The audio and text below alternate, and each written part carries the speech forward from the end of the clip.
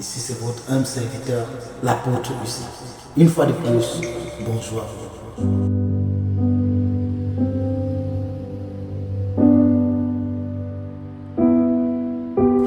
Oui, avant de continuer, j'aimerais partager avec vous ce verset biblique. Genèse chapitre 2, verset 24. C'est pourquoi l'homme quittera son père et sa mère et s'attachera à sa femme, et ils deviendront une seule chair.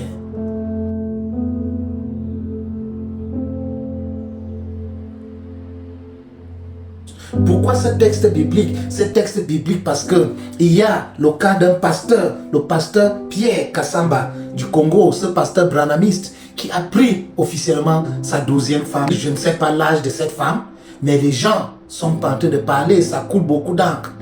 Les gens parlent beaucoup de cela. Et là, je vais donner mon point de vue. Avant de donner mon point de vue, je vais venir dans ce texte. Je vais rentrer dans ce texte de Genèse chapitre 2, verset 24.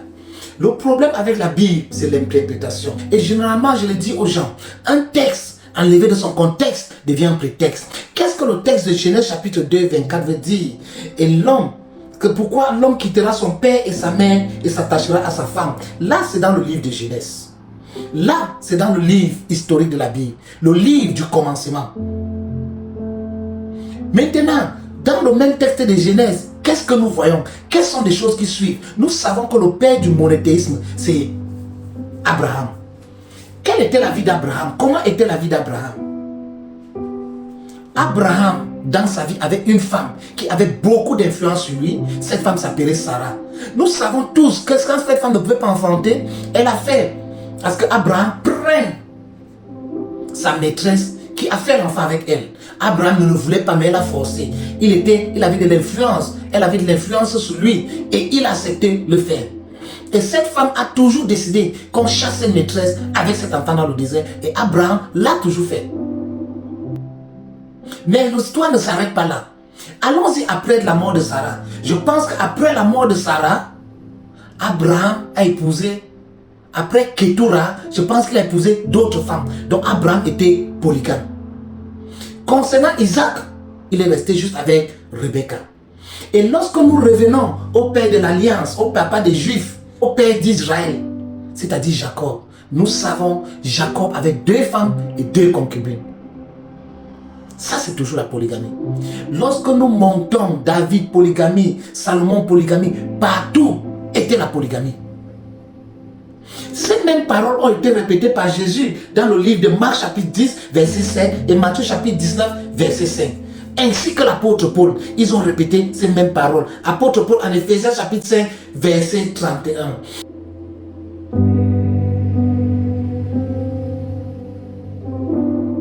Je vais poser la question. Qu'est-ce que ces paroles signifient? Que l'homme quittera son père et sa maman et s'attachera à sa femme.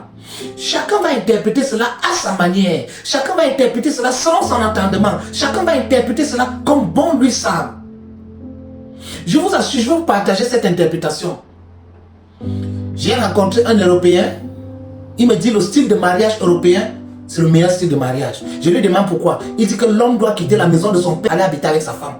Et c'est pourquoi eux en Europe, ils aiment, même la société donne la priorité aux femmes en question, en termes de maison. Et lorsqu'il me dit ça, littéralement, ce n'est pas faux. Que l'homme doit aller habiter avec la femme. C'est ce qu'il m'a dit. Et lorsque j'ai réfléchi, sa réflexion était normale. Continuons. Toujours pour mieux comprendre ce texte. Je veux que nous allons dans le livre de 1 Corinthiens chapitre 6, versets 16 et 17. Je lis, loin de là, ne savez-vous pas que celui qui s'attache à la prostituée est un seul corps avec elle? Car, est-il dit, les deux deviendront une seule chair. Mais celui qui s'attache au Seigneur est avec lui un seul esprit. Chers téléspectateurs, je veux qu'on s'élargisse sur cela, sur ce que la Bible dit. La Bible dit, lorsqu'on s'attache à une femme, nous deviendrons une seule chair. Qu'est-ce que cela veut dire? Une seule chair. Donc si nous partons dehors, nous sommes avec une prostituée, nous deviendrons une seule chair. Qu'est-ce que cela dit? je ne pense pas que ces mots sont assez pour dire que la polygamie est interdite. Je ne pense pas qu'avec cela, ça veut dire que la polygamie est interdite. Et avoir une seule chair, ça s'explique de manière médicale. Avoir une seule chair, c'est-à-dire, lorsqu'un couple, ils sont ensemble, ils s'échangent des gènes et tout ça. Ils s'échangent des ADN spirituels. Ils s'échangent des esprits. L'esprit qui a X peut entrer en Y s'ils se mettent ensemble. Ce n'est pas fini. Je rentre toujours de manière spirituelle ou de manière médicale. Je parle là des expériences que moi je sais. J'ai expérimenté et j'ai vu cela se passer. Est-ce que vous savez que si vous avez une femme, si vous avez une épouse qui n'accouche pas, il suffit que vous preniez une autre femme féconde, vous partagez le même lit et vous ayez des rapports tout le temps à trois et cette femme va concevoir. Qu'est-ce que je suis en train de dire ici? S'il y a une femme qui ne conçoit pas, et vous êtes un homme, vous êtes viril, sexuellement viril, et il y a une autre femme à côté qui est très féconde, si vous partagez le lit à trois, est-ce que vous savez qu'il serait plus facile pour cette femme qui ne conçoit pas de concevoir, juste parce que l'homme échange des semences entre des femmes? Il peut pénétrer X femmes, il pénètre Y femmes, le même moment elle conçoit. C'est ce qui veut dire une seule chair. Une seule chair veut dire qu'il y a des ADN, il y a des choses, il y a des chromosomes spirituels que vous échangez, des chromosomes physiques, scientifiques et spirituels que vous échangez. On ne refuse pas, vous devenez une seule chair. Je pense que c'est ce que cela veut dire.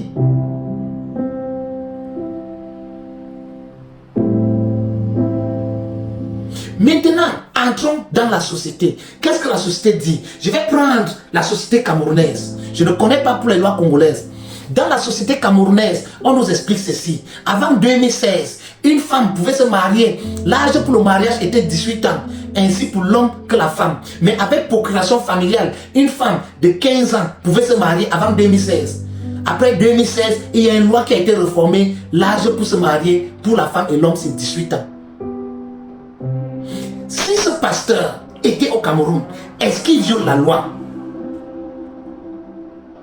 Je ne sais pas pourquoi quand quelque chose concerne un pasteur, ça fait beaucoup parler des gens. Je ne sais pas pourquoi quand quelque chose concerne la religion, ça fait trop parler des gens.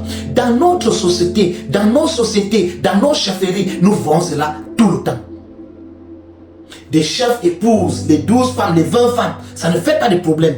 Des chefs épouses, des jeunes filles, ça ne fait pas de problème. Mais lorsqu'un pasteur qui ne fait qu'accomplir la mission de Dieu, qui ne fait qu'accomplir une mission sociétale, décide de protéger la jeunesse en les prenant, en mettant une fille dans le mariage, ça devient un problème. Qui vous a dit que quand on se marie, on ne part pas à l'école? Qui vous a dit que quand on se marie, on a raté sa vie? Donc, tous nos mamans qui étaient mariées à l'époque, est-ce qu'elles ne faisaient pas de commerce? Je connais des femmes polygames qui sont des milliardaires au Cameroun. Je connais des femmes polygames qui sont des multimillionnaires au Cameroun. Est-ce que quand on se marie, on a raté sa vie? Est-ce que si une femme se marie à 15 ans, 18 ans, elle a raté sa vie? Je ne pense pas qu'elle ait raté sa vie. Parce que l'école n'est pas toujours une réussite. Dans notre contexte, dans notre société. Si vous comptez le nombre de milliardaires qui sont là dehors, la grande majorité n'ont pas de licence. N'en parlons même pas d'un brevet. Pourquoi cela doit faire trop de bruit? Je pense que plutôt, nous en Afrique, nous avons un problème de conscience. Nous avons un problème de stabilité morale. Oui. Parce que déjà, nos lois, la loi camerounaise n'interdit pas la polygamie. 2, ça n'interdit pas une femme de 18 ans de se mettre avec un homme de 70 ans. Ça n'interdit pas. Prenons le cas d'une jeune influenceuse, de cette jeune lycéenne qui passait le temps à poster des photos nues, Cynthia Fanga. Est-ce que vous allez préférer que cette fille devienne une Cynthia Fanga ou cette fille se marie et se responsabilise? Cynthia Fanga, elle s'est exhibée nue, elle était à l'école, tout ça, les gens ont parlé. Ce pasteur décide de protéger une jeune fille, je ne sais pas quel âge elle a, je ne sais pas si elle est de petite taille ou elle est très jeune. Il décide de protéger cette petite fille, il décide d'épouser cette petite fille, il décide de venir en aide d'une famille. Ça devient un problème.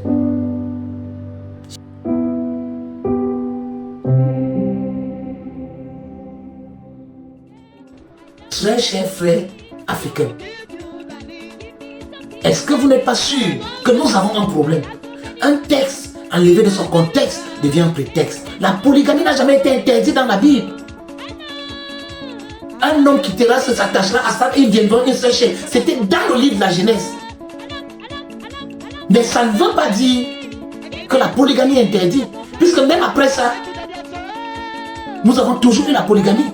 Et cela n'a jamais fait un problème. Et n'oublions même pas qu'à David, Dieu avait dit, quand il a tué Uriah pour prendre sa femme Bathsheba, Dieu lui a dit que non, il ne devait pas prendre la femme d'un monsieur juste. Il pouvait lui demander autant de femmes qu'il voulait. Chers Africains, est-ce que nous comprenons la Bible ou nous avons un problème avec les hommes de Dieu? Nous devons faire l'introspection pour savoir ce qui ne va pas en Afrique, ce qui ne va pas avec les Africains. Bonne journée à vous. C'est la bonne journée.